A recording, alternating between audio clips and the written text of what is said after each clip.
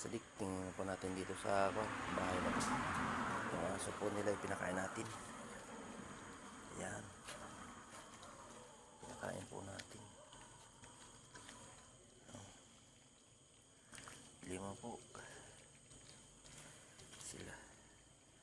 Wala po yung nanay, tulog na po ata yung may-ari ng bahay dito sa kabila.